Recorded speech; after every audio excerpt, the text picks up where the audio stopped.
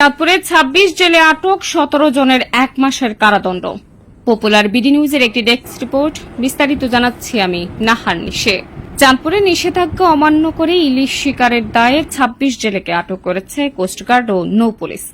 এ সময় ৫০ কেজি ইলিশ, ১০,০০০ metre current জাল ও একটি মাছ ধরার নৌকা জব্দ করা হয়। কোস্টগার্ড জানায়, বুধবার রাত থেকে বৃহস্পতিবার পর্যন্ত চাঁদপুরে পদ্মা মেঘনা নদীর বিভিন্ন এলাকায় এই অভিযান চালানো হয়। এ সময় নদীতে মাছ ধরা অবস্থায় ২৬ জেলেকে আটক করা হয়। পরে বৃহস্পতিবার বিকেলে ভ্রাম্যমাণ আদালতের মাধ্যমে ১৭ জেলেকে ১ মাস করে কারাদণ্ড দেওয়া হয় এবং অপ্রাপ্তবয়স্ক হওয়ায় বাকি ৯ জেলেকে মুচলেকা দিয়ে ছেড়ে দেওয়া হয়েছে। সব মিলিয়ে এখানে ২৬ জনের মতো আটককৃত হয়েছেন, যার মধ্যে ১৭ জন তো প্রাপ্তবয়স্ক আর বাকি ৯ জনের মতো আছেন যারা ১৮ বছরের কম। তাদের ক্ষেত্রে প্রচলিত আইন অনুযায়ী পরবর্তী ব্যবস্থা গ্রহণ করার নির্দেশ দেওয়া হয়েছে। আর বাকি ১৭ জনের প্রত্যেককেই আলাদা আলাদা করে ৩০ দিনের বিনাশ্রম কারাদণ্ড দেওয়া হয়েছে এবং কারাদণ্ড মূলে তাদেরকে জেলা কারাগারে প্রেরণ করা হয়েছে।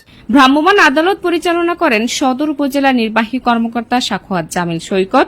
তিনি জানান, জব্দকৃত মাছ স্থানীয় এতিমখানায় বিতরণ করা হয় এবং কারেন্ট জাল আগুনে পুড়িয়ে নষ্ট করা হয়। Popular BD news, Chandpur.